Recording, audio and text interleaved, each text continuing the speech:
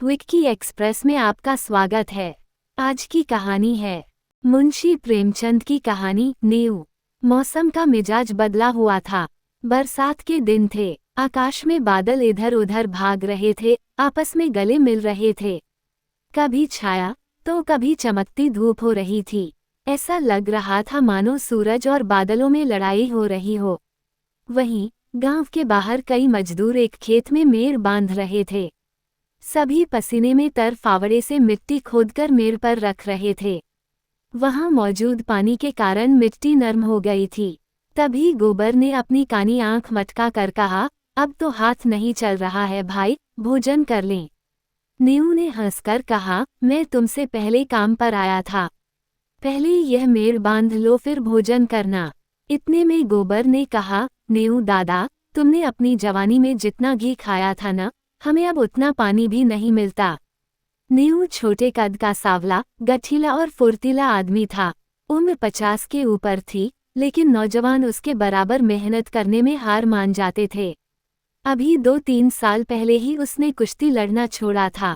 गोबर, तंबाकू पिए बिना तुमसे कैसे रहा जाता है नींव दादा? हमें तो रोटी मिले न मिले, लेकिन तंबाकू बिना हम नहीं जी सकते। दीना, मेहरिया कुछ नहीं करती है। हम तो ऐसी मेहरिया साथ एक दिन न रहें। नींव, जवानी तो उसके साथ कटी है, अब बुढ़ापे में उससे कोई काम नहीं होता तो भला क्या करें? गोबर, तुमने उसे सिर चढ़ा रखा है, वरना काम क्यों नहीं करेगी? दिन भर मजे से खाट पर बैठी चिलम पीती रहती है और गांव भर से लड़ती है।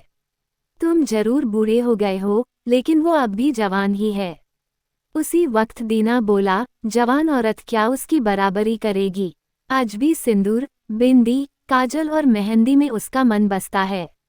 रंगीन धोती और गहनों के बिना हमने तो कभी उसे देखा नहीं।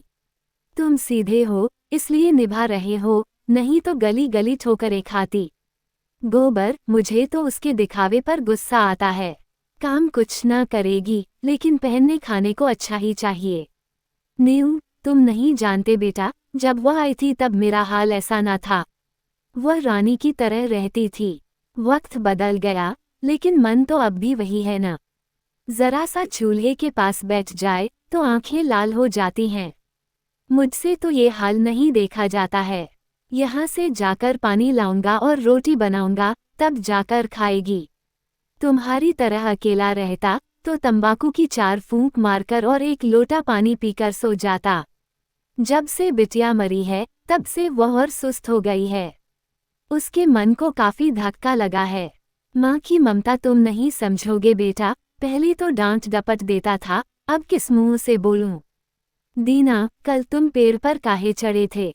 नींव, बकरी के लिए पत्ती तोड़ रहा था। बिटिया को दूध पिलाने के लिए बकरी ली थी। अब वो भी बूढ़ी हो गई है, लेकिन थोड़ा दूध दे देती है। उसका दूध और रोटी ही मेरी मेहरिया का आधार है। शाम होते ही नींव घर पहुंचा। उसने लोटा उठाया और नहाने की तैयारी करने लगा। तभी स्त्री ने खाट पर लेटे लेटे कहा, इतनी देर क्यों कर दी? काम के पीछे प्राण मत दे दो। जब पगार सबको बराबर मिलती है, तो अकेले तुम क्यों जान देते हो? नींव का मन प्रेम से भर गया। उसने सोचा, मेरी स्त्री के दिल में मेरे प्रति कितना प्रेम है। उसे मेरे मरने जीने की चिंता है। नींव बोला, तू जरूर पिछले जन्म में देवी रही होगी। बुढ़िया बोली, रहने दो, चापलूसी बंद करो। हमारे आगे कौन है जिसके लिए इतना हाय हाय करें? नींव नहाकर लौटा और रोटियां बनाने लगा। चूल्हे से आलू निकालकर उनका भरता बनाया और दोनों साथ खाने लगे। बुढ़िया बोली, मेरे होने से तुम्हें कोई सुख नहीं मिला ना। केवल पड़े पड़े खाती हूँ और तुम्हें तंग करती हूँ। इससे अच्छा तो भगवान मुझे उठा लेता। नींव उसकी बात काटते हुए बीच में बोला, यमराज आएंगे तो उनसे कहूंगा कि पहले मुझे ले चलो। भला इस सुनसान झोपड़ी में अकेले कौन रहेगा? बुढ़िया बोली, तुम न होते तो मेरा क्या हाल होता, ये सोचते ही मेरी आंखों के सामने अंधेरा छा जाता है। जरूर मैंने कोई पुण्य किया होगा तभी तुम मिले, वरना किसी और के साथ मैं रह न पाती। जैसे शिकारी कांटे में चारा लगाकर मछली को फंसाता है, वैसे ही आलसी और लोभी बुढ़िया जीभ पर रस रखकर नींव को अपने इशारों पर नचाती थी।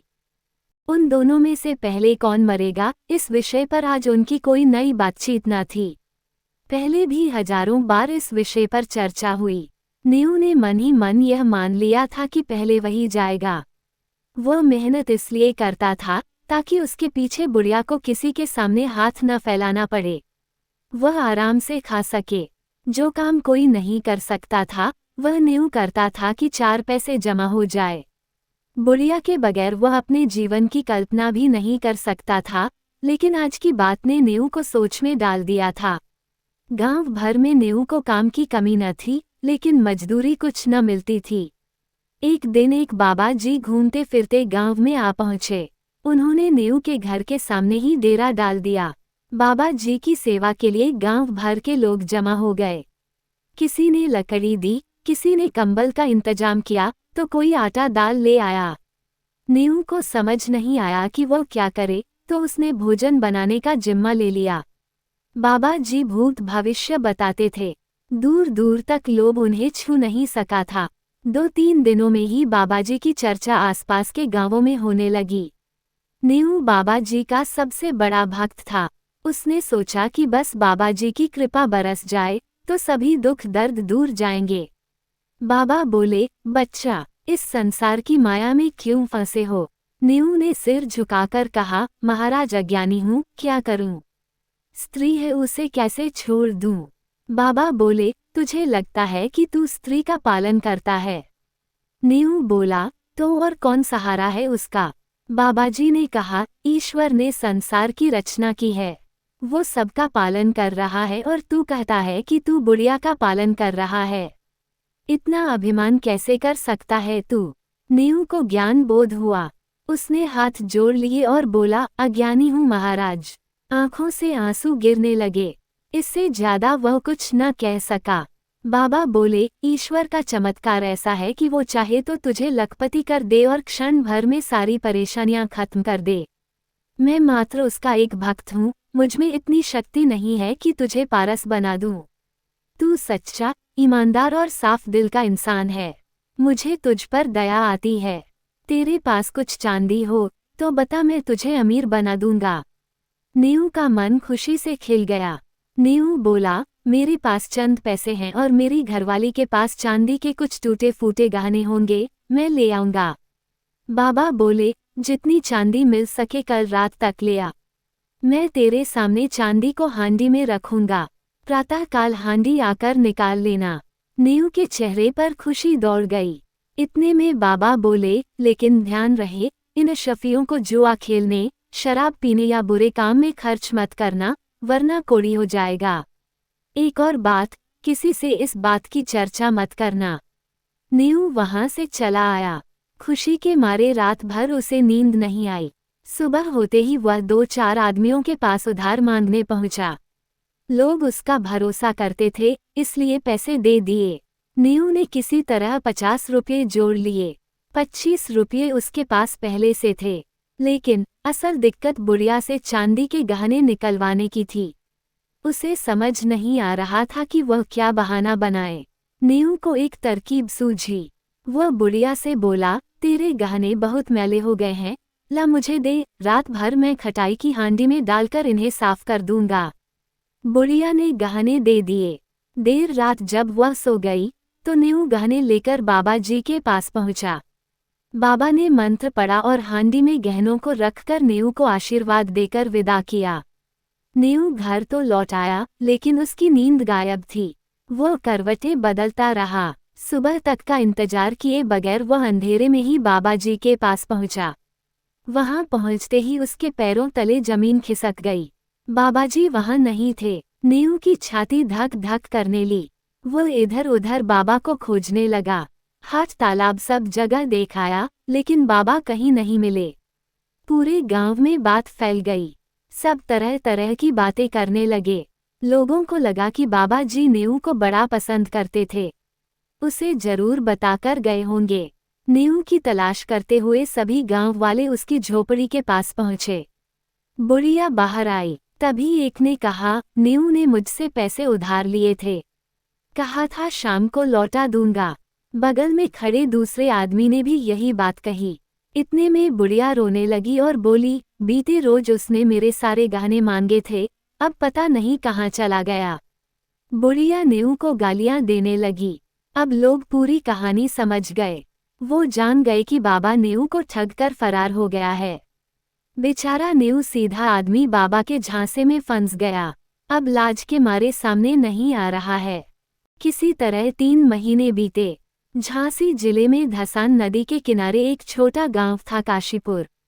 वहां नदी किनारे एक पहाड़ी टीला था। एक साधु कई दिनों से वहां ढेरा जमाए बैठा था। नाटा कद, सांवला रंग और गठीले शरीर का आदमी था। ये नेऊ था जो साधु के वेश में अब दुनिया को धोखा दे रहा था। ये वही नेऊ था जो कभी मेहनती और ईमानदार हुआ करता था। गांव से दूर नई जगह आने के बाद भी उसे अपना घर, गांव और बुढ़िया बहुत याद आते थे। वो हर रोज बस यही सोचता था कि कब वो अपने गांव वापस लौटेगा और खुशी से जीवन बिताएगा। ढोंगी बाबा को याद कर उसका मन दुखी भी होता था। उसका हाल ऐसा था कि अगर अभी वह बाबा को पा जाए तो उन्हें कच्चा ही खा जाए। खैर, यहाँ बाबा बनकर नेऊ किसी तरह गुजर बसर कर रहा था। उसके भक्तों में एक सुंदर स्त्री शामिल थी जिसकी शादीशुदा जिंदगी कुछ ठीक नहीं थी। एक दिन पारिवारिक कलह के बाद वह रूठकर मायके आ गई। तब से उसका पति उसे लेने नहीं आया था। वह स्त्री किसी तरह अपने पति को वश में करना चाहती थी। एक रोज उसने बाबा जी को अपनी समस्या बताई।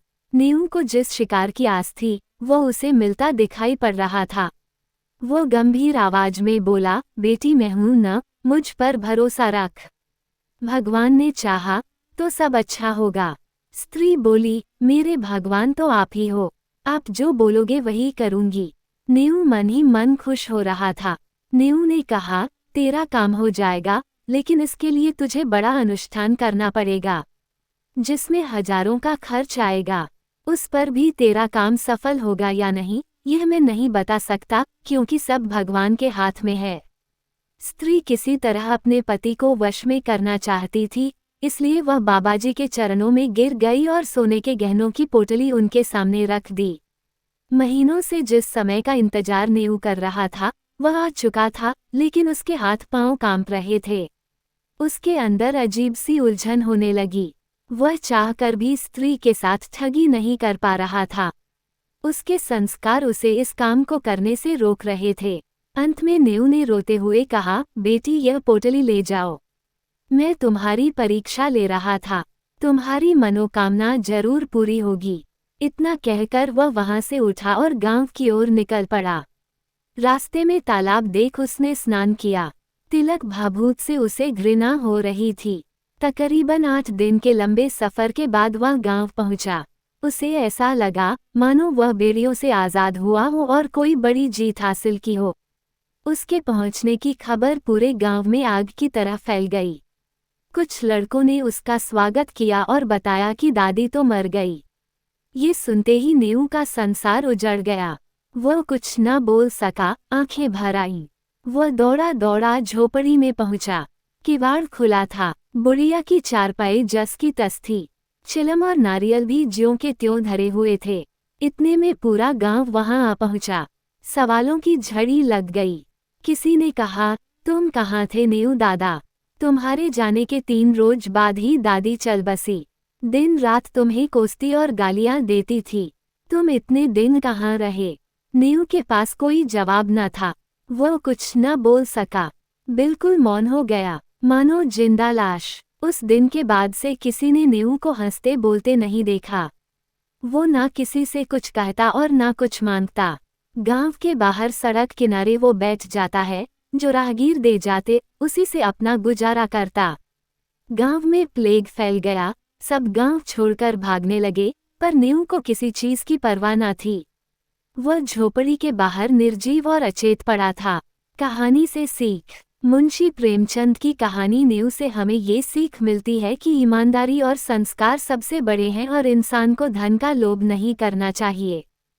सुनने के लिए धन्यवाद। मेरा चैनल सब्सक्राइब करें, लाइक और शेयर भी करें। धन्यवाद।